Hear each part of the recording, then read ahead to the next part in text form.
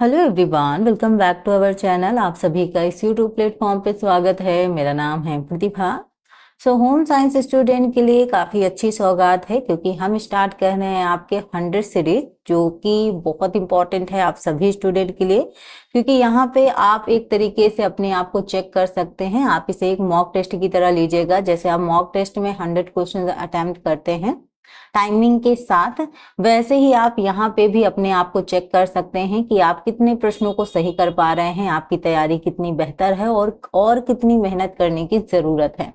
यहाँ ये जो 100 सीरीज है, इसमें हम 100 क्वेश्चंस करेंगे जो कि आपके होंगे होम साइंस के। और यहाँ पे हर तरीके के प्रश्नों को मैंने इंक्लूड किया है, वो चाहे आप टीजीटी पीजीटी की तैयारी कर रहे हो, नेट की, DSSB की, एलटी की, असिस्टेंट प्रोफेसर, किसी भी एग्जाम की अगर आप तैयारी कर रहे हैं तो हर तरीके के प्रश्नों को यहाँ आपको करने का मौका मिलेगा। यानी आपके लॉन्ग क्वेश्चंस भी होंगे, शॉर्ट क्वेश्चन भी होंगे, कॉन्सेप्ट वाले भी होंगे और फैक्चुअल क्वेश्चंस भी आपके इंक्लूड होंगे। तो चलिएगा स्टार्ट करते हैं आज का सेशन। ये सेशन आप सभी को पसंद आए तो लाइक शेयर सब्सक्राइब जरूर कीजिएगा, बेल आइकन जरूर प्रेस किया कीजिए ताकि जब भी मेरी क्लासेस हों उनकी नोटिफिकेशन आप तक पहुंचे और आप क्लास ज्वाइन कर पाए। काफी इंपॉर्टेंट है, आज केवल हम क्वेश्चन आंसर करेंगे, कोई भी एक्सप्लेनेशन आज के सेशन में नहीं होगी। सिर्फ आपको अपने आप को चेक करना है और मुझे बताइएगा कमेंट बॉक्स में कि आपने कितने क्वेश्चंस राइट किए। ठीक है, सिर्फ मैं क्वेश्चन बताऊंगी और आपको आंसर देना है। चलिएगा स्टार्ट करते हैं आज का सेशन। क्वेश्चन है आपका, ओवम का पीरियड होता है। ऑप्शंस हैं 0 से 2 हफ्ते, बी है 4 से 6 हफ्ते, सी है 3 से 8 हफ्ते, या फिर डी है 8 से 10 हफ्ते। बताइएगा जो इसका करेक्ट आंसर है वो क्या होगा। तो यहाँ अगर एग्जैक्टली बात की जाए तो एग्जैक्टली आपको नहीं, इसका जो टाइम पीरियड है वो नहीं दिखेगा। फिलहाल अगर हम यहाँ राइट आंसर की बात करें तो करेक्ट आंसर होगा आपका 0 से आपका 2 हफ्ते। ठीक है, 2 हफ्ते मीन्स आपका 14 दिन जो है वो आपका क्या है, करेक्ट आंसर है। ठीक है, 2 हफ्ते मतलब 7 डेज होते हैं 1 वीक में, एंड 7 7 14। तो इस वजह से जो आपका करेक्ट आंसर जाएगा वो ऑप्शन ए जाएगा। ठीक है, कई बार आपको यहाँ पे ऑप्शन बी भी लग सकता है बट करेक्ट नहीं है। यहाँ पे जो ऑप्शन ए है वो आपका क्या है, राइट आंसर है 0 से 2 हफ्ते। ठीक, नेक्स्ट क्वेश्चन की ओर मूव ऑन करते हैं। नेक्स्ट क्वेश्चन आपसे पूछा गया है, क्वेश्चन नंबर 2 देखते हैं। एंड रोगी के लिए आहार आयोजन करते समय निम्न में से किस पर ध्यान दिया जाता है। तो रोगी के लिए आहार आयोजन करते समय निम्न में से किस पर ध्यान दिया जाता है। आपके ऑप्शंस हैं आहार की प्रकृति, बी है रोगी की भोजन संबंधी आदतें, सी है आपका रोग का कारण जानना, और डी है उपर्युक्त सभी। तो एक बार ऑप्शन ध्यान से देख लीजिए, एक जगह आपका पूरा क्वेश्चन नहीं आ पाता है तो इस वजह से ऊपर के 2 ऑप्शंस हैं और नीचे आपके 2 ऑप्शंस हैं। अब बताइए आपका करेक्ट क्या होगा। यहाँ पे अगर हम बात करेंगे आपके स्टूडेंट करेक्ट आंसर की, तो रोगी के लिए आहार आयोजन करते समय निम्न में से किस पर ध्यान दिया जाना चाहिए। तो सबसे पहली बात तो आहार की प्रकृति, सेकेंड है रोगी की भोजन संबंधी आदतें, थर्ड है आपका रोग का कारण जानना। इसका मतलब आपके जो राइट आंसर है वो है ऑप्शन डी, उपर्युक्त सभी, यानी सभी आपके जो ऑप्शंस हैं वो सभी आपके ऑप्शंस करेक्ट हैं। ऑप्शन डी आपका राइट आंसर है। ठीक है, बढ़ते हैं नेक्स्ट क्वेश्चन। क्वेश्चन नंबर 3 है आप सभी के सामने, पूछा गया है गर्भवती महिला को प्रतिदिन अतिरिक्त कैलोरी की आवश्यकता होती है। तो जो प्रेग्नेंट वुमेन है उसे एक्स्ट्रा कैलोरी की आवश्यकता होती है एवरी डे। वो कैलोरी आपको बतानी है। ठीक है, 200 कैलोरी, 400 कैलोरी, 300 कैलोरी या फिर 500 कैलोरी। बताइएगा। इसका करेक्ट आंसर स्टूडेंट क्या होगा, बताइए जल्दी से। जिन स्टूडेंट ने इसका आंसर दिया है ऑप्शन सी, उन स्टूडेंट का आंसर सही है, यानी 300 कैलोरी। ठीक है, ऑप्शन जो सी है वो आपका आंसर करेक्ट है। Well done. चलिएगा नेक्स्ट आंसर, मतलब नेक्स्ट क्वेश्चन आपका है क्वेश्चन नंबर 4। काफी इजी है, कई बार क्वेश्चन पूछा जा चुका है। क्वेश्चन क्या है आप सभी के सामने, 1 ग्राम कार्बोहाइड्रेट से पाई जाने वाली ऊर्जा है। ठीक है, आपके ऑप्शंस हैं 4 कैलोरी, बी है 9 कैलोरी, सी है आपका 6 और डी है आपका 20 कैलोरी। बताइएगा किलो कैलोरी। ठीक, 1 ग्राम कार्बोहाइड्रेट से पाई जाने वाली जो ऊर्जा है वो क्या है? इजी है, आपने दे दिया होगा अपना आंसर। मैं बताती हूँ आपका, जिन्होंने ऑप्शन ए टिक किया है उनका ऑप्शन है सही। ऑप्शन जो ए है यानी 4 किलो कैलोरी जो है वो 1 ग्राम कार्बोहाइड्रेट में पाई जाती है। ऐसे ही आपका वसा का भी पूछा जाता है जिसमें होता है 9.1। ठीक है, चलिएगा। क्वेश्चन नंबर 5 है, रेशा है। ठीक है, फाइबर है आपका। ऑप्शन ए है 5 कार्बोहाइड्रेट, बी है आपका अपाच्य कार्बोहाइड्रेट, सी है आंशिक पाच्य कार्बोहाइड्रेट और डी है इनमें से कोई भी नहीं। ठीक है, तो जो आपका रेशा है वो क्या है? पाच्य कार्बोहाइड्रेट है या अपाच्य कार्बोहाइड्रेट है या फिर आंशिक पाच्य कार्बोहाइड्रेट है या फिर इनमें से कोई नहीं? तो कौन सा ऑप्शन स्टूडेंट सही होगा रेशा के बारे में? यहाँ बात करें क्वेश्चन नंबर 5 के करेक्ट आंसर की। 5 का जो आपका करेक्ट आंसर है, जिन स्टूडेंट ने ऑप्शन बी टिक किया है उन स्टूडेंट का सही है अपाच्य कार्बोहाइड्रेट। ऑप्शन जो आपका बी है वो आपका क्या है? करेक्ट आंसर है। चलिएगा बढ़ते हैं नेक्स्ट क्वेश्चन की ओर। आई होप आप सभी अपने अपने जो आंसर है उनको काउंट कर रहे हैं कि आपने कितने आंसर सही किए, और इसमें निराश होने वाली कोई भी बात नहीं है। जो भी क्वेश्चन गलत हो रहे हैं कोई बात नहीं, जितने सही हो रहे हैं उनको बढ़िया सेलिब्रेट कीजिएगा। यहाँ पे देखिए, शरीर में ऊर्जा का प्रमुख स्रोत क्या है? अभी तो इजी क्वेश्चन है, बाद में आपके थोड़ा सा नेट वाले जो क्वेश्चन है उस तरीके के प्रश्न आपको करने का मौका मिलेगा। आपके ऑप्शन है वसा, बी है कार्बोहाइड्रेट, सी है प्रोटीन और डी है उपरोक्त सभी। तो शरीर में ऊर्जा का प्रमुख स्रोत क्या है? नेचुरल सी बात है, आपका जो ऑप्शन बी है आपका करेक्ट आंसर है। मतलब आपका जो बी है कार्बोहाइड्रेट वो क्या है? ऊर्जा का प्रमुख स्रोत है। ठीक है, ऑप्शन बी आपका क्या है? करेक्ट आंसर है। क्वेश्चन नंबर 7 आप सभी के सामने।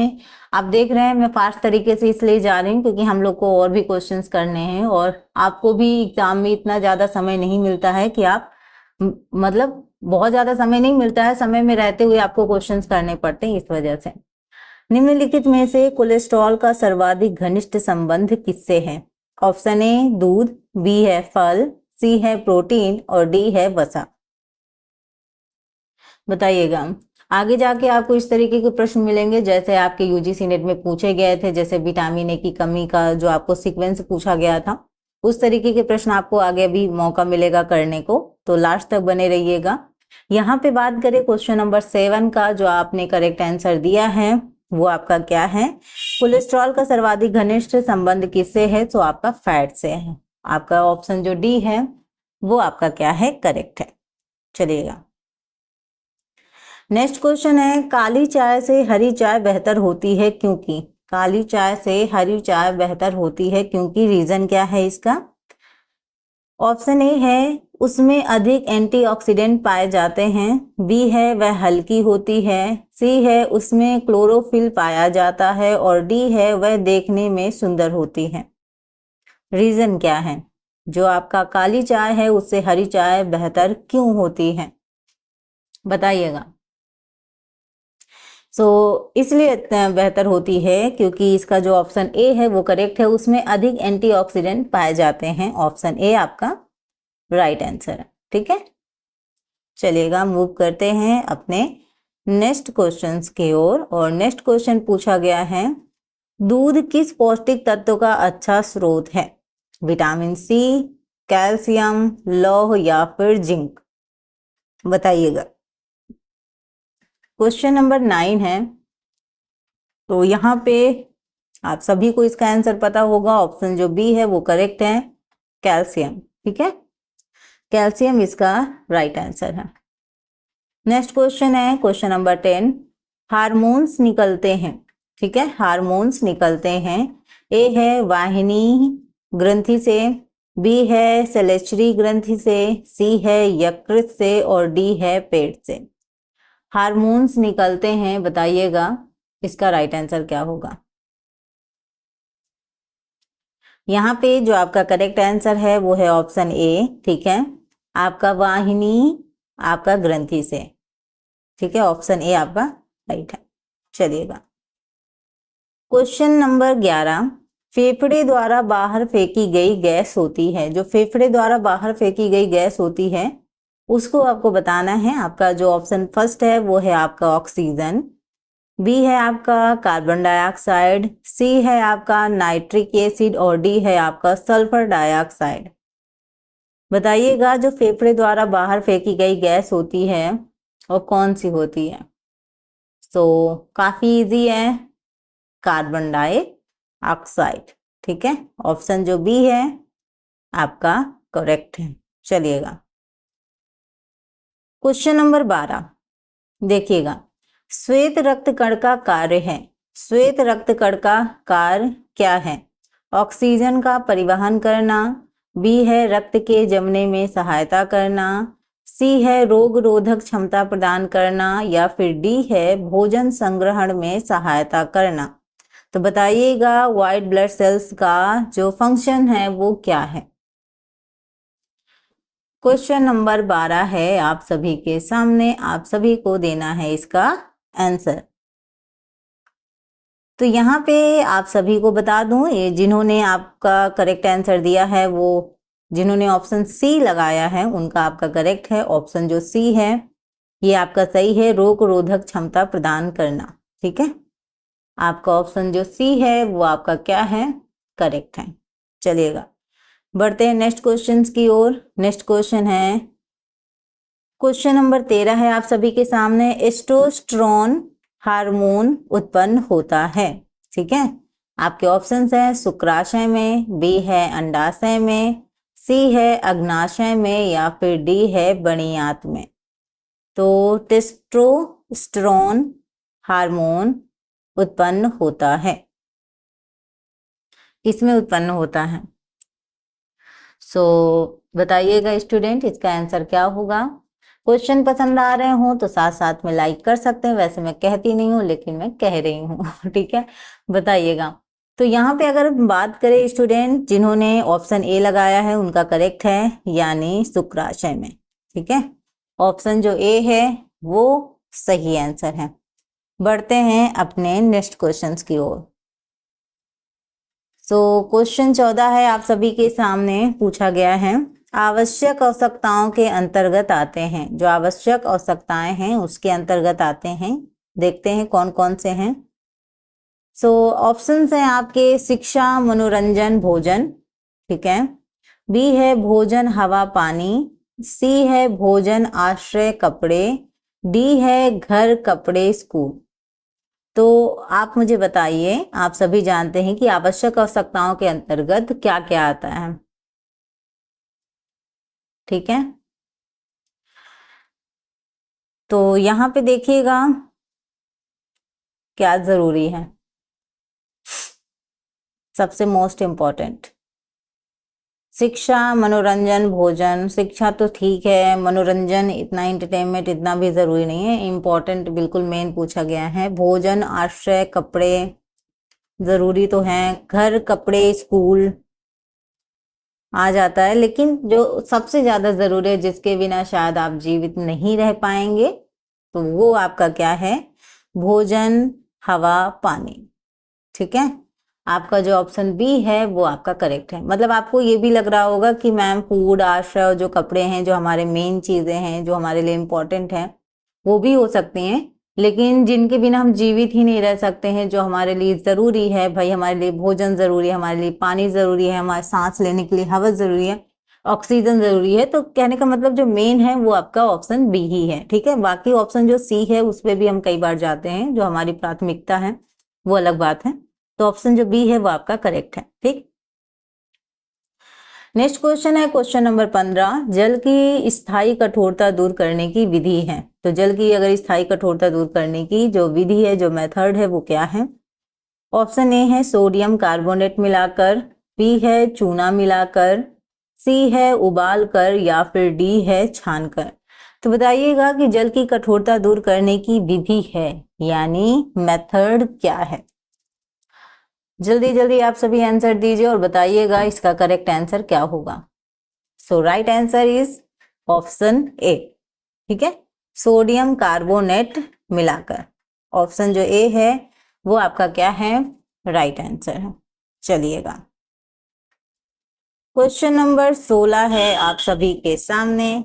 पूछा गया है क्वेश्चन, गर्भावस्था में कम क्रियाशील स्त्री को कितनी कैलोरीज की आवश्यकता होती है। तो जो प्रेग्नेंट वोमेन है, ठीक है, तो उनमें कम क्रियाशील स्त्री को कितनी कैलोरीज की आवश्यकता होती है। ठीक है, तो यहाँ पे है 1900 किलो कैलोरीज, बी है आपका 2000 किलो कैलोरीज, 2200 किलो कैलोरीज या 2500 किलो कैलोरीज। बताइएगा ऑप्शन इसका क्या करेक्ट होगा।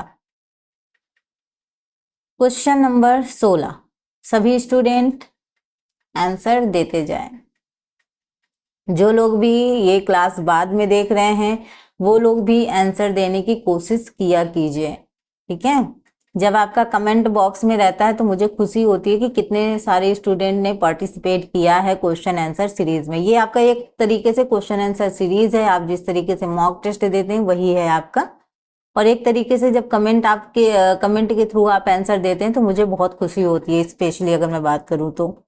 सो यहाँ पे अगर हम बात करें स्टूडेंट इसके करेक्ट आंसर की, सो करेक्ट आंसर होगा आपका क्वेश्चन नंबर 3, ठीक है, सॉरी सी, आपका 2200 किलो कैलोरीज। ठीक है, ऑप्शन जो सी है वो आपका क्या है, करेक्ट आंसर होगा। ठीक है, चलिए बढ़ते हैं नेक्स्ट क्वेश्चन की ओर। क्वेश्चन 17 पूछा गया है, मांसपेशियों में थकावट किसके अत्यधिक निर्माण से होती है। मांसपेशियों यानी मसल्स में जो थकावट होती है वो किसके अत्यधिक निर्माण से होती है। आपके ऑप्शंस हैं एडीपी, बी है हाइड्रोक्लोरिक अम्ल, सी है लैक्टिक अम्ल और डी है क्रिएटिन।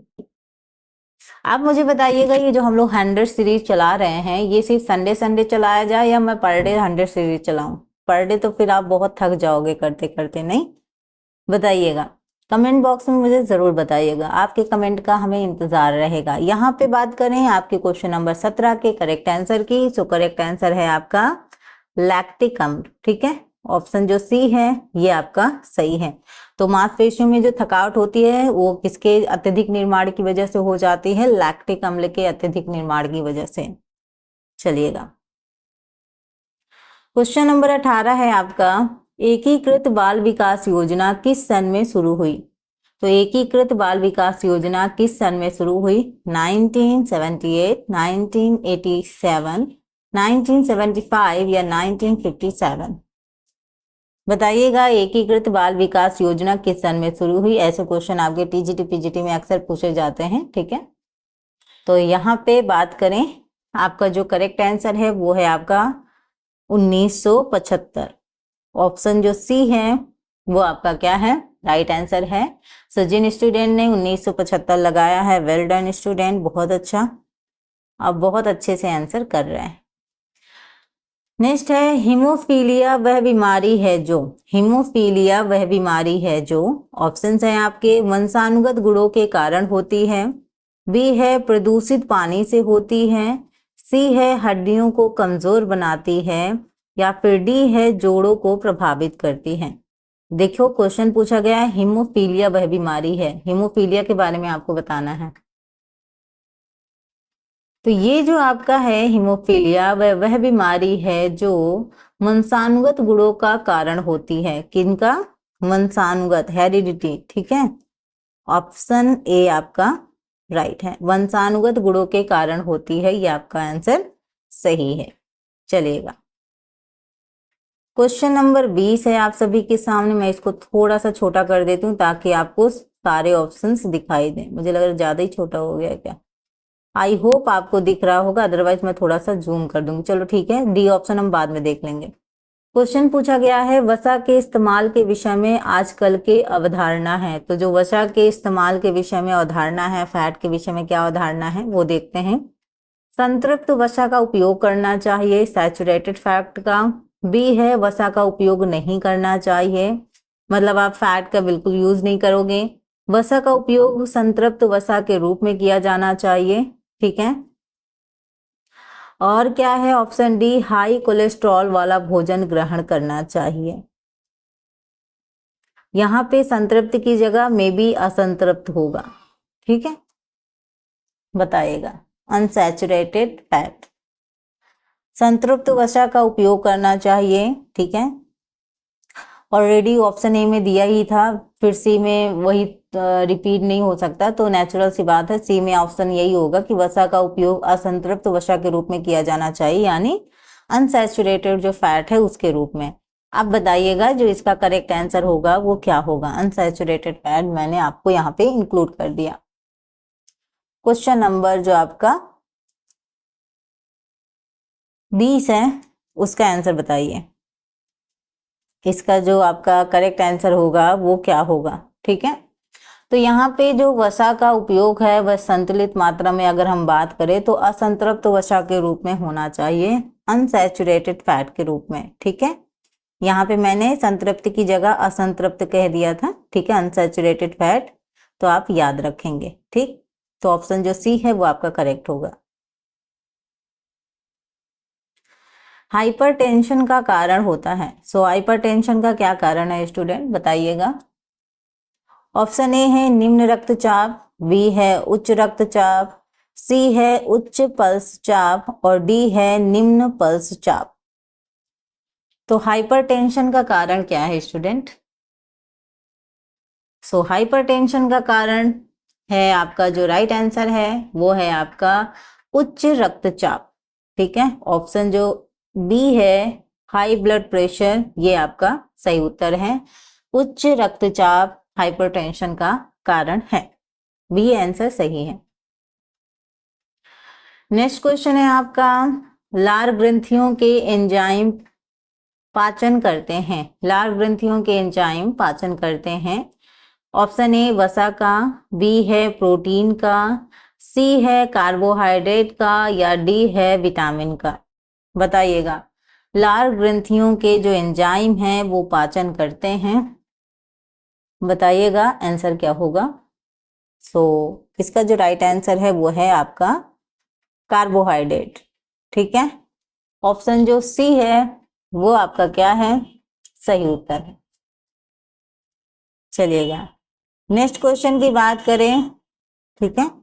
तो नेक्स्ट क्वेश्चन जो आपका है वो पूछा गया है आपसे कि निम्नलिखित कार्य गुर्दों से संबंधित होते हैं। आपके ऑप्शन ए है शर्करा की मात्रा का नियंत्रण, बी है प्रजनन क्रिया का नियंत्रण, सी है रक्त से यूरिया को अलग करना और डी है उपरोक्त सभी कार्य। तो कार्य गुर्दों से संबंधित होते हैं, बताइएगा आंसर क्या होगा।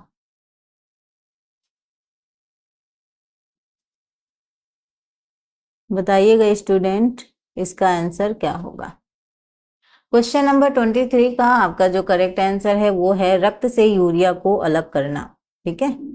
ऑप्शन जो सी है वो आपका करेक्ट है, रक्त से यूरिया को अलग करना, ऑप्शन सी करेक्ट है। क्वेश्चन नंबर 24, ठीक है। 24 राष्ट्रीय महिला आयोग की स्थापना कब की गई? तो ऑप्शन है आपके 31 जनवरी 1992, बी है 31 जनवरी 1993, सी है 31 जनवरी 1994 और डी है 31 जनवरी 1995। तो राष्ट्रीय महिला आयोग की स्थापना कब की गई है, आपको ईयर बताना है। इसका जो ईयर है स्टूडेंट वो है आपका 31 जनवरी 1992। ऑप्शन जो ए है वो आपका क्या है, करेक्ट आंसर है 31 जैन 1992। चलेगा नेक्स्ट क्वेश्चन है आपका, पूछा गया है गर्भवती स्त्री की देखभाल का प्रमुख उद्देश्य है, जो प्रेग्नेंट वुमेन है उसकी देखभाल का प्रमुख उद्देश्य है। आपके ऑप्शंस हैं गर्भकालीन अवस्था के दौरान होने वाली समस्याओं का निदान, बी है गर्भवती के स्वास्थ्य की देखभाल करना, सी है गर्भस्थ शिशु का स्वस्थ विकास और डी है उपरोक्त सभी। तो गर्भवती स्त्री की देखभाल का प्रमुख उद्देश्य आपसे पूछा गया है, बताइएगा। तो यहाँ अगर हम बात करें स्टूडेंट तो गर्भकालीन अवस्था के दौरान होने वाली समस्याओं का निदान सही है, गर्भवती के स्वास्थ्य की देखभाल करना ये भी सही है, गर्भस्थ शिशु का स्वस्थ विकास ये भी सही है, यानी जो आपका राइट आंसर है वो है आपका उपर्युक्त सभी, ऑप्शन डी आपका करेक्ट होगा, ठीक है। चलिएगा अब क्वेश्चन आपसे पूछा गया है 26, यूनिसेफ की स्थापना हुई थी। तो जो यूनिसेफ की स्थापना हुई थी वो किस सन में हुई थी? 1944, 1945, 1946, 1949। यूनिसेफ की स्थापना का जो आपका ईयर है वो आपसे पूछा गया है। तो यहाँ पे जो आपका करेक्ट आंसर है, जिन्होंने ऑप्शन सी दिया है 1946, उनका आपका करेक्ट आंसर है। ठीक है, तो यूनिसेफ की स्थापना का ईयर याद रखेगा। 27 क्वेश्चन है आप सभी के सामने, पूछा गया है समाजशास्त्र की सर्वप्रथम पुस्तक का नाम क्या है। तो आपको बुक का नाम बताना है जो समाजशास्त्र की सर्वप्रथम पुस्तक है। ऑप्शंस देखते हैं। ऑप्शंस हैं आपके, option A principal of special studies, B है sociology in critical eye, C है प्रिंसिपल्स ऑफ सोशियोलॉजी, और डी है सोशियोलॉजिकल डिक्शनरी। तो समाजशास्त्र की सर्वप्रथम पुस्तक का नाम आपको बताना है। देखिएगा और बताइएगा आंसर क्या होगा। अगर आपने कभी पढ़ा हो, क्वेश्चन देखा हो कहीं पे, तो आप आंसर दे सकते हैं आराम से। यहाँ पे बात करें तो आपका जो राइट आंसर है वो है प्रिंसिपल ऑफ सोशियोलॉजी। ऑप्शन जो सी है वो आपका क्या है, करेक्ट आंसर है। ठीक है, चलिएगा नेक्स्ट क्वेश्चन है आपका 28, भग्नाशय उत्पन्न करने वाला कारक है। तो भग्नाशय उत्पन्न करने वाला कारक क्या है। ऑप्शन ए है आर्थिक, बी है सामाजिक, सी है प्राकृतिक, या डी है इनमें से सभी। बताइएगा ऑप्शन कौन सा सही होगा। भग्नाशय उत्पन्न करने वाला कारक आपका जो है वो है आपका आर्थिक है, सामाजिक है, प्राकृतिक है, यानी जो ऑप्शन सही होगा वो होगा ऑप्शन डी, यानी इनमें से सभी आपका क्या है, करेक्ट आंसर। चलिएगा नेक्स्ट क्वेश्चन की बात करते हैं। क्वेश्चन नंबर 29 है आप सभी के सामने, पूछा गया है निरंतर भग्नाशय की स्थिति में व्यक्ति के व्यक्तित्व पर क्या प्रभाव पड़ता है। ए है संतोषी व्यवहार का हो जाता है, बी है इच्छाएं कल्पनाएं करना बंद कर देता है, सी है व्यक्ति विघटित हो जाता है, और डी है उपरोक्त सभी। बताइएगा आंसर क्या सही होगा। जिन स्टूडेंट ने अभी तक इस चैनल को सब्सक्राइब नहीं किया है प्लीज कर लें, क्योंकि आपकी ही इसमें हेल्प होने वाली है। जब हम किसी भी चैनल को सब्सक्राइब करते हैं तो उनकी जितनी भी वीडियोस अपलोड होती हैं, जितनी भी इंफॉर्मेशन आती हैं, वो आप तक पहुंचती हैं, आप कभी भी देख पाते हैं। ठीक है, एंड नोटिफिकेशन ऑन करने से ये होता है, कई बार क्या होता है मेरी 5 बजे की जो शाम की क्लास है वो कई बार थोड़ा सा लेट आती है, तो उसकी इंफॉर्मेशन भी आपको मिल जाती है नोटिफिकेशन के माध्यम से। अदरवाइज जो आपका मेरा टेलीग्राम चैनल है होम साइंस बाय प्रतिभा शुक्ला, उसको भी आप ज्वाइन कर सकते हैं। उससे भी जब भी मेरी क्लास नहीं होती है वो भी इंफॉर्मेशन मैं वहाँ पे प्रोवाइड करती हूँ, तो इससे भी आपको बेनिफिट मिलते हैं। एक्स्ट्रा इंफॉर्मेशन के साथ साथ पीडीएफ तो आपको मिलती ही है। सो जब आपको फ्री में चीज़ें मिल रही हैं, अवेलेबल हैं आपके लिए, तो उनका लुत्फ उठाइए, है ना। पैसे खर्च करने से अच्छा है कि जो चीज़ें आपको फ्री में मिल रही हैं उनसे आप बेनिफिट लें। यूट्यूब बहुत अच्छा माध्यम है पढ़ाई का। बहुत सारे लोग ऐसे कहते हैं कि हम नहीं कर पाए, हमारे पास बैच नहीं था, हमने ले नहीं पाए, इस वजह से हमारा हो नहीं पाया, लेकिन बहुत सारे ऐसे यूट्यूबर हैं जो पढ़ाते हैं फ्री में, उनसे बहुत सारा लाभ होता है। तो जब आपको मिल रहा है तो उसका बेनिफिट उठाइए, हम तो यही कहेंगे, बाकी सब आपकी मर्जी। 29 का स्टूडेंट बताइएगा आपका करेक्ट आंसर क्या होगा। तो यहाँ पे जो आपका आंसर है वो है व्यक्ति विघटित हो जाता है। सो क्वेश्चन आपसे पूछा गया था कि निरंतर भग्नाशय की स्थिति में व्यक्ति के व्यक्तित्व पर क्या प्रभाव पड़ता है। तो व्यक्ति के जो व्यक्तित्व है, जो उस पर पर्सनालिटी पर व्यक्ति विघटित हो जाता, मतलब एक तरीके से विघटन। ठीक है, चलिएगा क्वेश्चन नंबर 30 है आपका, परिवार के निम्न में से किस समूह में आता है। ये क्वेश्चन तो कई बार रिपीट हुआ है। जो फैमिली है वो किस समूह में आती है, ठीक है, किस ग्रुप में आती है। प्राथमिक समूह, द्वितीयक समूह, तृतीयक समूह, या फिर उपरोक्त में से कोई नहीं। सो इजी है, आपने अगर ये क्वेश्चन पढ़ा होगा तो तुरंत आप आंसर दे दोगे, और ये क्वेश्चन तो बेसिक है, इसको तो आना ही चाहिए ना। तो यहाँ पे जो आपका परिवार है वो किस समूह में आता है। सो ये प्राइमरी ग्रुप में आता है। ठीक है, जैसे स्कूल वगैरह होते हैं, विद्यालय वगैरह होता है, वो सेकेंडरी में आता है। अदरवाइज जो परिवार है, पड़ोस है, ये सब आपके जो प्राइमरी ग्रुप है, प्राथमिक समूह है, उसमें आते हैं।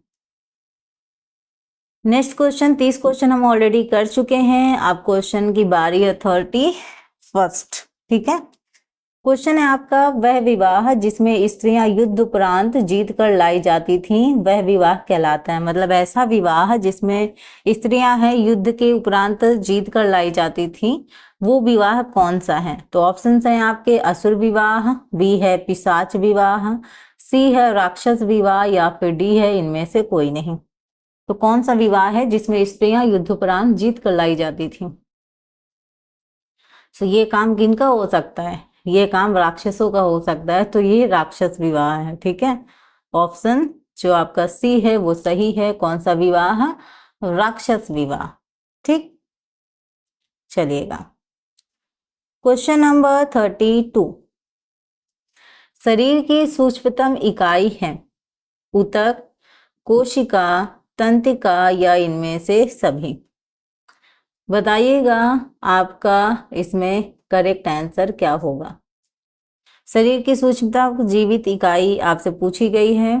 सो राइट आंसर इज ऑप्शन, जिन लोगों ने बी दिया है उनका करेक्ट है, कोशिका यानी सेल। ठीक है, कोशिका आपका ऑप्शन बी आपका करेक्ट है। चलिएगा नेक्स्ट क्वेश्चन, खोपड़ी में कुल कितनी अस्थियां पाई जाती हैं? ठीक है, खोपड़ी में आपके कुल कितनी अस्थियां पाई जाती हैं? 8, 14, 20 या फिर 22? बताइएगा खोपड़ी में कुल कितनी अस्थियां पाई जाती हैं? क्वेश्चन का आंसर क्या होगा बताइएगा student. So right answer is option D, 22। ठीक है, ऑप्शन जो डी है वो आपका क्या होगा? करेक्ट आंसर होगा। ठीक, चलिएगा नेक्स्ट क्वेश्चन आपका 34 क्वेश्चन देखते हैं क्या पूछा गया आपसे। पेशियों के सिरे अस्थियों से किसके द्वारा बंधे रहते हैं? जो पेशियों के सिरे हैं वो अस्थियों से किसके द्वारा बंधे रहते हैं? आपके ऑप्शंस हैं, संधियों द्वारा, बी है ऊतक द्वारा, सी है कोशिकाओं द्वारा, या फिर डी है कंडराओं द्वारा। तो पेशियों के जो सिरे हैं वो अस्थियों से किसके द्वारा बंधे रहते हैं, ये आपसे पूछा गया है। बताइएगा आंसर क्या होगा। तो इसका जो आपका राइट आंसर है वो है आपका कंडराओं द्वारा। ऑप्शन जो डी है वो आपका क्या है? राइट आंसर है। तो स्टूडेंट कैसे लग रहे हैं आपको क्वेश्चन? अच्छे लग रहे होंगे। अभी हाँ, मैं तो आपको डायरेक्टली लाइव देख नहीं पा रही हूँ, इसलिए मैं आपके जो कमेंट है वो मैं बाद में ही पढ़ती हूँ।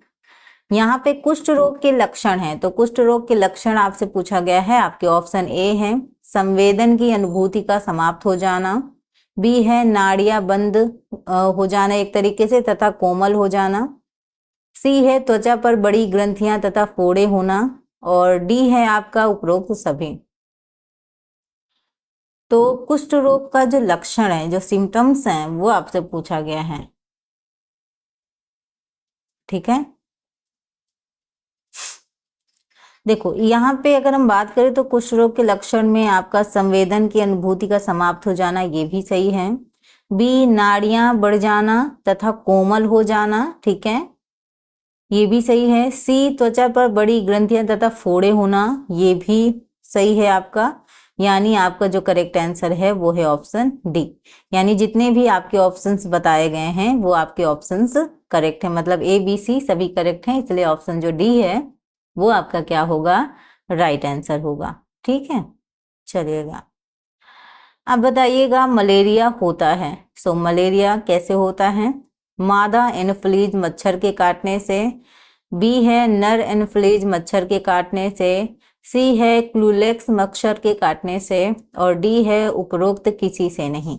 तो मलेरिया रोग किस मच्छर के काटने से होता है ये आपको बताना है। यहाँ पे अगर हम बात करें आपके करेक्ट आंसर की, मादा एनोफिलीज मच्छर के काटने से ये होता है, यानी मादा यानी फीमेल, ठीक है, उनके काटने से ऐसा होता है। वो प्रोटीन चाहिए होता है, इस वजह से आपका ये खून चूसते हैं और आपको मलेरिया जैसी बीमारी हो जाती है। क्लिलेक्स की बात करें, फाइलेरिया का एक होता है, और जो आपका डेंगू है वो एडीज एजिप्टी मच्छर के काटने से होता है। फिलहाल जो आपका करेक्ट आंसर है वो है ऑप्शन ए। ठीक, चलिएगा क्वेश्चन नंबर आपका 37 देखिएगा। जो शरीर में पेशियां सदा ही थोड़ी कवर की स्थिति में रहती हैं ताकि प्रत्येक समय क्रिया के लिए तत्पर रहें, यह तत्परता कहलाती है। क्वेश्चन थोड़ा सा हिंदी में मिसप्रिंट है। जो शरीर में पेशियां कर दीजिएगा सदा ही थोड़ी कवर की स्थिति में रहती हैं ताकि प्रत्येक समय क्रिया के लिए तत्पर रहे, यह तत्परता कहलाती है। ऑप्शंस हैं पुट्टे, बी है मसल टोन, सी है अल्ना टोन या फिर डी है कोई भी नहीं। बताइएगा 37 का करेक्ट आंसर क्या होगा। यहां बात करें स्टूडेंट, आपका जो राइट आंसर है वो है मसल टोन। ठीक है, ऑप्शन जो बी है मसल टोन, ये आपका क्या है, करेक्ट आंसर है। बढ़ते हैं नेक्स्ट क्वेश्चन की ओर। Question number 38। अमाशय की पीछे तथा उदर के ऊपरी बाएं कोने से जो बड़ी लसिका ग्रंथि के समान होता है उसे कहते हैं। ये तो पहेली की तरह हो गया नहीं।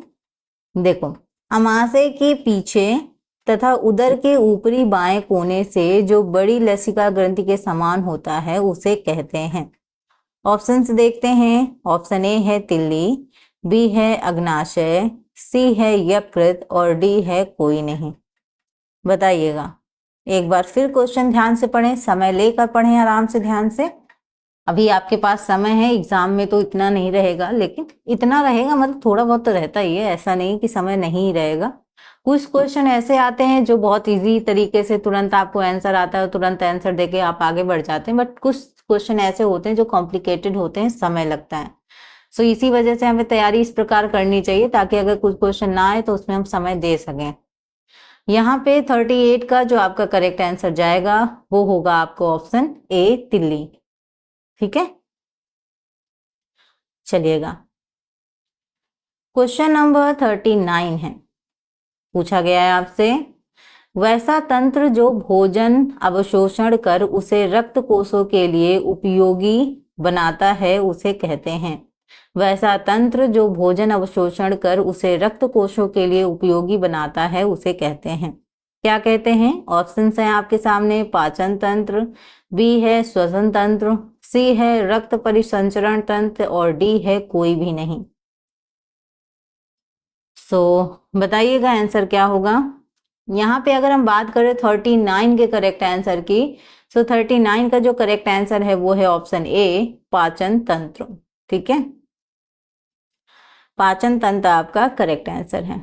40 मिनट से लगभग आपके ज्यादा हो चुके हैं और हम अभी पहुंचे हैं आपके क्वेश्चन नंबर 40 पर। ठीक है, क्वेश्चन पूछा गया है, सबसे बड़ी ग्रंथि जिसका भार 1.5 किलोग्राम तथा कोमल लाल होता है जो अमाशय के ऊपरी भाग में दाएं तरफ, ठीक है, उदर पट के नीचे होता है कहलाता है। ये तो जैसे पहेली की तरह क्वेश्चन हो गया ना। चलो फिर एक बार हम लोग एक बार क्वेश्चन अच्छे से पढ़ लेते हैं। कई बार होता है क्वेश्चन अगर हम जल्दी से पढ़ते हैं तो आंसर गलत हो जाते हैं, तो ध्यान से पढ़ते हैं। सबसे बड़ी ग्रंथि जिसका भार कितना है स्टूडेंट? 1.5 किलोग्राम है और कोमल लाल है जो अमाशय के ऊपरी भाग में कौन से तरफ? दाएं तरफ उदर पट के नीचे होता है, उसको क्या कहते हैं ये पूछा गया है। आपके ऑप्शंस हैं अग्नाशय, बी है यकृत, सी है पित्ताशय और डी है आपका इनमें से कोई नहीं। तो ऊपर के जो 3 ऑप्शंस हैं उसी में से आपको बताना है आंसर क्या है। इसका आंसर क्या होगा बताइएगा। क्वेश्चन नंबर 40, इसका जो आंसर है वो है आपका लीवर, आपका यकृत। ऑप्शन जो बी है वो आपका क्या है? करेक्ट आंसर है। ठीक है, चलिए 41 क्वेश्चन है आप सभी के सामने। पूछा गया है, एंजाइम जो पके स्टार्च को मल्टोज में बदलता है तथा लार में रहता है। तो एंजाइम जो पके स्टार्च को माल्टोज में बदलता है तथा लार में रहता है, उसके ऑप्शंस हैं पेप्सिन होता है, बी है टायलिन होता है, सी है रेनिन होता है और डी है लाइपेज होता है। बताइएगा क्वेश्चन का करेक्ट आंसर क्या होगा। एंजाइम जो पके स्टार्च को माल्टोज में बदलता है, बताइएगा करेक्ट आंसर क्या होगा। सो यहाँ अगर हम बात करें स्टूडेंट, सो इसका राइट आंसर है ऑप्शन बी, टाइलिन होता है। ठीक है, ऑप्शन जो बी है ये इसका क्या है, आपका करेक्ट आंसर है टाइलिन। चलिएगा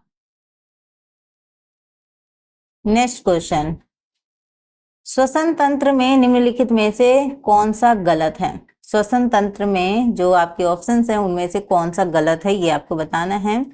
नाक, ग्रसनी, कंठ, बी है श्वसन नली, श्वसनी फेफड़े, और सी है उपरोक्त सभी, और डी है कोई नहीं। बताइएगा श्वसन तंत्र में निम्नलिखित में से कौन सा गलत है। 42, तो यहाँ पे इनमें से कोई नहीं। ऑप्शन जो डी है वो आपका क्या है, करेक्ट आंसर है। नेक्स्ट 43, जब किसी कारण से फेफड़ों तक ऑक्सीजन नहीं पहुंचती है तथा ऊतक को ऑक्सीजन नहीं मिल पाती है तो उस स्थिति को कहते हैं। यानी जब किसी कारण से, किसी रीजन से फेफड़ों तक ऑक्सीजन नहीं पहुंचती है तथा जो ऊतक हैं उनको ऑक्सीजन नहीं मिल पाती है तो उस स्थिति को क्या कहते हैं। ऑप्शंस हैं आपके एस्फिक्सिया, बी है आपका लकवा, सी है वेरी वेरी, और डी है एनीमिया। बताइएगा इसका जो आपका करेक्ट आंसर होगा वो क्या होगा। यानी किसी कारण से फेफड़ों तक ऑक्सीजन नहीं पहुंचती है, ऊतक को ऑक्सीजन नहीं मिल पाती है तो उस स्थिति को क्या कहते हैं, उस स्थिति को कहते हैं आपका एस्फिक्सिया। ऑप्शन जो ए है वो आपका करेक्ट है। ठीक है, ऑप्शन ए आपका राइट आंसर है। क्वेश्चन 44 आप सभी के सामने पूछा गया है, गृह सज्जा के विभिन्न अंग कौन कौन से नहीं हैं। तो गृह सज्जा के विभिन्न अंग कौन कौन से नहीं हैं। ऑप्शन ए है फर्श पर अल्पना बनाना, बी है दीपावली या शादी ब्याह के समय झंडियां बनाना, सी है घरों तथा कमरों में भेड़ बकरियां रखना, और डी है रंग बिरंगे कागजों एवं फूल पत्तियों से घर को सजाना। राइट आंसर आप सभी को पता ही है, ऑप्शन देखते ही आप टिक कर दोगे नहीं। नेचुरल सी बात है, कौन चाहेगा कि भाई घर तथा कमरों में भेड़ बकरियां रखना। बताओ, ऑप्शन जो सी है वो आपका गलत है, हमसे नहीं पूछा गया था। ठीक है, और नहीं जो है वो आपका ऑप्शन सी नहीं है। ठीक, बाकी सब सही है। क्वेश्चन 45, समय व्यवस्थापन की योजना के सफल होने से, समय व्यवस्थापन की योजना के सफल होने से ऑप्शन ए है संतोषजनक पारिवारिक लक्ष्य की प्राप्ति होती है, बी है परिवार के सदस्य मानसिक रूप से संतुष्ट होते हैं, सी है संतोषजनक पारिवारिक लक्ष्य एवं मानसिक संतुष्टि दोनों होती हैं, और डी है इनमें से कोई नहीं। तो क्वेश्चन जो आपसे पूछा गया है कि समय व्यवस्थापन की योजना के सफल होने से, बताइएगा आंसर क्या होगा। क्वेश्चन नंबर 45, तो यहाँ पे जो आपका करेक्ट आंसर है वो है ऑप्शन आपका सी, यानी संतोषजनक पारिवारिक लक्ष्य एवं मानसिक संतुष्टि दोनों होती है। ऑप्शन जो आपका सी है वो आपका क्या है, करेक्ट आंसर है। ठीक, नेक्स्ट क्वेश्चन है स्टूडेंट आप सभी के सामने पूछा गया है, किस उपकरण में तैयार खाद्य पदार्थों को वायुमंडल के ताप से कम ताप पर खराब होने से बचाया जाता है। रेफ्रिजरेटर, बी है कुकर, सी है स्टोव, और डी है कोई भी नहीं। बताइएगा 46 का आपका करेक्ट आंसर क्या होगा। इसका आंसर बताइएगा क्या होगा। 46 थक तो नहीं गए स्टूडेंट आप सभी, क्वेश्चन करते करते थकावट लग गई हो, बताइएगा। तो यहाँ 46 का जो आपका करेक्ट आंसर है वो है आपका रेफ्रिजरेटर। ऑप्शन ए जिन स्टूडेंट ने दिया है उनका आपका करेक्ट आंसर है। ठीक है, आपका ऑप्शन जो ए है वो आपका क्या है, करेक्ट है। यहाँ पे क्वेश्चन नंबर 47 पूछा गया है, अपने परिवार, समाज तथा राष्ट्र हित हेतु अपनी क्षमताओं का संपूर्ण उपयोग कर मानव जाति का कल्याण कर सकता है। तो अपने परिवार, समाज तथा राष्ट्र हित हेतु अपनी क्षमताओं का संपूर्ण उपयोग कर मानव जाति का कल्याण कर सकता है। आपके ऑप्शंस हैं कुपोषित व्यक्ति, बी है सुपोषित व्यक्ति, सी है स्वस्थ व्यक्ति और डी है इनमें से कोई नहीं। तो कुछ क्वेश्चन ऐसे हैं कि जो आपको क्वेश्चंस बड़े लग रहे होंगे लेकिन इजी हैं बहुत, ठीक है। कई बार हम बहुत बड़े क्वेश्चन देख लेते हैं तो हमें लगता है कि ये तो बहुत डिफिकल्ट होगा, लेकिन क्वेश्चन पढ़ने के बाद समझ में आता है कि क्वेश्चन बहुत इजी पूछा गया है। सो यहाँ पे आपके जो ऑप्शन करेक्ट हैं वो है ऑप्शन सी, स्वस्थ व्यक्ति। कई बार स्टूडेंट आपने देखा है कि जो फैक्चुअल क्वेश्चन होते हैं वही हमें नहीं आते हैं ना, उसमें आपको ज्यादा सोचने की जरूरत नहीं पड़ती, आता होगा तो आप कर लेंगे, नहीं आता होगा तो आप नहीं करेंगे। तो ऐसे क्वेश्चन में नंबर बहुत ज्यादा चले जाते हैं, तो इसमें दिक्कत होती है। बाकी समझने वाले क्वेश्चन में तो आप समझ के आंसर दे देते हो, ठीक है।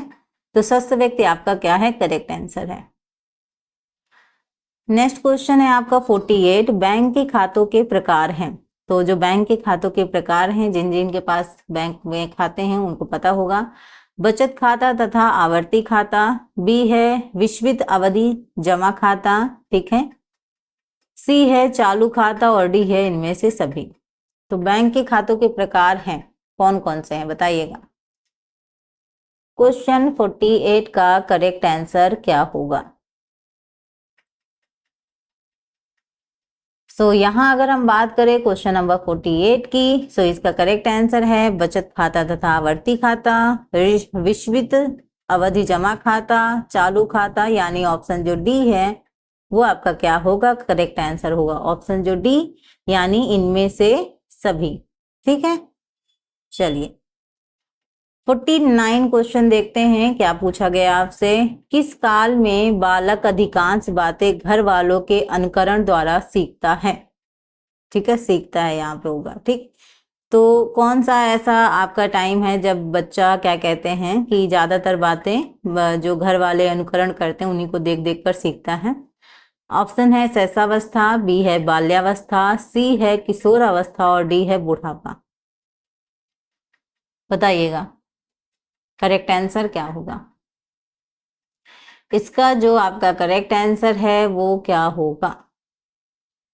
सो यहाँ पे अगर हम बात करें आपके क्वेश्चन के आंसर की, सो यहाँ पे जो आपका करेक्ट आंसर होगा कि किस काल में बालक अधिकांश बातें घर वालों के अनुकरण द्वारा सीखता है, सो उसका आपका जो करेक्ट आंसर है वो है आपका बाल्यावस्था यानी चाइल्डहुड, ठीक है। यहाँ पे ये आपका होगा, ठीक। सो देखिएगा यहाँ पे कई सारे स्टूडेंट के मन में एक डाउट होगा इस क्वेश्चन को लेकर, स्पेशली इसलिए मैं थोड़ा सा एक्सप्लेन कर रही हूँ इस चीज को। कई बार आपके मन में ये डाउट है कि मैम इसका आंसर तो ए होना चाहिए, शैशवावस्था। वो इसलिए क्योंकि अनुकरण की एज ही यही कहा जाती है कि कौन सी, कई बार आपसे क्वेश्चन पूछा जाता है कि अनुकरण की एज कौन सी है, तो आप लगाते हैं इन्फेंसी, जो कि राइट है, ठीक है। लेकिन मोस्ट ऑफ द जो चीजें बच्चा सीख रहा है वो अपने फैमिली से सीख रहा है, अपने घर वालों से सीख रहा है, तो वो कौन सी होती है, बाल्यावस्था होती है। स्पेशली कई बार अगर आपको मेंशन किया जाए कि प्रारंभिक बाल्यावस्था जो जन्म से लेकर 6 वर्ष तक की होती है, इस दौरान होता है, ठीक है। तो अगर यहाँ पे स्पेशली अगर मेंशन किया जाएगा प्रारंभिक बाल्यावस्था, तो आप प्रारंभिक बाल्यावस्था को टिक करोगे, ठीक है। तो ये जो आपका कंफ्यूजन है ये कंफ्यूजन ना रहे, क्योंकि ये प्राथमिक सामाजिकरण इसको एक तरीके से कहते हैं, जिसमें बच्चा भाषा, समाज व्यवहार और जो व्यक्तिगत पहचान है वो बनाना सीखता है। और बच्चा ज्यादातर जो चीजें सीखता है वो अपने फैमिली से सीखता है। तो ये जो आपकी एज है वो आपकी बाल्यावस्था एज है, तो कंफ्यूज होने की जरूरत नहीं है इसमें, ठीक है। चलिएगा नेक्स्ट क्वेश्चन पे मूव करते हैं। क्वेश्चन नंबर 50, बच्चों की स्थायी दांत कब से निकलते हैं। आपके ऑप्शंस हैं 2 वर्ष की उम्र से, 3 वर्ष की उम्र से, 4 वर्ष की उम्र से या फिर आपकी 8 वर्ष की उम्र से। तो यहाँ पे अगर हम बात करें बच्चों की स्थायी दांत कब से निकलते हैं यहाँ पे, तो जो ऑप्शंस यहाँ पे होना चाहिए वो ऑप्शन नहीं है, जो कि 6 साल की उम्र से निकलना बच्चे के स्थायी दांत शुरू हो जाते हैं। तो जिस आंसर पर हम टिक करेंगे वो होगा आपका 8 वर्ष की उम्र से, ठीक है। तो कुछ के दांत बहुत पहले से निकलते हैं, कुछ जो बच्चे हैं उनको थोड़ा सा लेट होता है, ये भी चीजें कई बार देखी गई हैं। सो अगर आपके ऑप्शन में 6 साल लिखा होगा तो आप 6 साल को टिक करेंगे, ठीक है। तो यहाँ पे जो आपके बच्चे के स्थायी दांत हैं वो आपके किस उम्र से, मतलब कब से निकलना शुरू करते हैं, तो आपके 6 साल से, ठीक है। नेक्स्ट क्वेश्चन है 51। सो फाइनली 50 क्वेश्चन हम कंप्लीट कर चुके हैं एंड अब मूव करते हैं 51 पर। देखते हैं कितने क्वेश्चन हम अटेम्प्ट कर पाते हैं। सो निराश मत होइएगा, अगर मैं ये जो आगे के क्वेश्चन है उसको अगर मैं नेक्स्ट डे करवाऊं तो आई होप आपको कोई प्रॉब्लम नहीं होगी, क्योंकि वैसे तो हमने कहा है कि 100 सीरीज करने वाले, तो 100 क्वेश्चन तो हम डेफिनेटली करेंगे, वो चाहे आज करें चाहे कल करें, लेकिन ये आपके 100 क्वेश्चन टोटली कंप्लीट होंगे, ठीक है।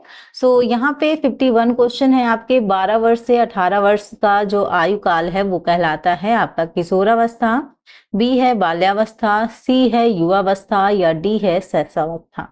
तो 12 से 18 वर्ष की जो आयु है वो आपकी कहलाती है। सो आप सभी को इसका आंसर पता होगा, ये इसका करेक्ट आंसर है आपका किशोरावस्था, ठीक है, ऑप्शन ए। बढ़ते हैं नेक्स्ट क्वेश्चन की ओर। 52 क्वेश्चन है आप सभी के सामने। क्वेश्चन है आपका, विकास के क्षेत्र में गृह विज्ञान का योगदान है। तो विकास के क्षेत्र में जो गृह विज्ञान का योगदान है वो क्या है? पारिवारिक स्तर उत्थान, स्वास्थ्य तथा पोषण क्षेत्र में, बी है रोजगार परिवार कल्याण क्षेत्र में, सी है बाल शिक्षा तथा स्त्री शिक्षा के क्षेत्र में, और डी है उपरोक्त सभी। बताइएगा। अगर मैं ये क्वेश्चन इसके बाद आपके नेक्स्ट डे मैं आपको 100 क्वेश्चन दूं, चलेगा आप सभी को? क्योंकि आप भी थक गए होंगे और ये भी मेरे फोन पे भी थोड़ा सा प्रॉब्लम है, जो मैं कई बार आपसे डिस्कस कर चुकी हूँ कि बहुत ज्यादा लंबी क्लासेस मैं अपलोड नहीं कर पाती हूँ, जिसकी वजह से मुझे कई पार्ट में डिवाइड करके क्लासेस अपलोड करनी पड़ती है। ये एक्चुअली मेरा प्रॉब्लम है, जब तक नई कोई चीज नहीं डेवलप हो जाएगी तब तक ये प्रॉब्लम रहेगी। तो अगर आप सभी का सपोर्ट हुआ तो आगे जाके ये भी ग्रोथ हो जाएगी। 52 का जो आपका करेक्ट आंसर है स्टूडेंट वो क्या होने वाला है, बताइएगा। पहली बात तो पारिवारिक स्तर उत्थान स्वास्थ्य तथा पोषण क्षेत्र में, ये भी सही है।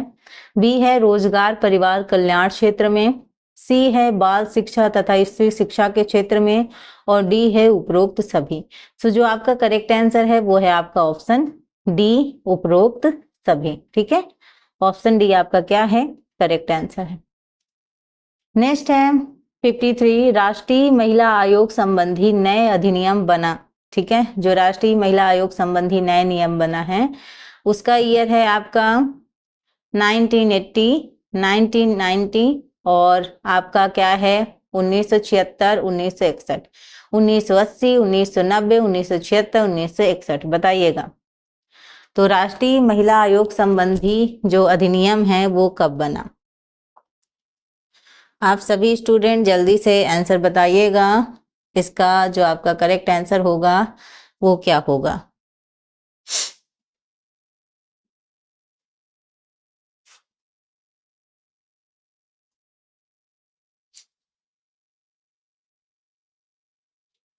यहाँ पे स्टूडेंट अगर हम इसके करेक्ट आंसर की बात करेंगे, आई होप आप सभी ने अपना अपना आंसर दे दिया होगा। यहाँ पे बात करें इस अधिनियम की तो इसका जो आपका करेक्ट आंसर है वो है आपका 1990। ऑप्शन जो बी है वो आपका करेक्ट है। तो राष्ट्रीय महिला आयोग की स्थापना राष्ट्रीय महिला आयोग अधिनियम 1990 के तहत 1992 में की गई थी, ये याद रखेंगे, ठीक है। हमसे पूछा गया था कि भाई जो अधिनियम है बना तो आपका 1990 में, ठीक है, और किसके तहत 1992 में की गई थी, ये आप याद रखेंगे, ठीक। मैं एक बार फिर से रिपीट कर देती हूँ, कंफ्यूज मत होइएगा। राष्ट्रीय महिला आयोग की स्थापना राष्ट्रीय महिला आयोग अधिनियम 1990 के तहत 1992 में की गई थी, ठीक है। चलिएगा।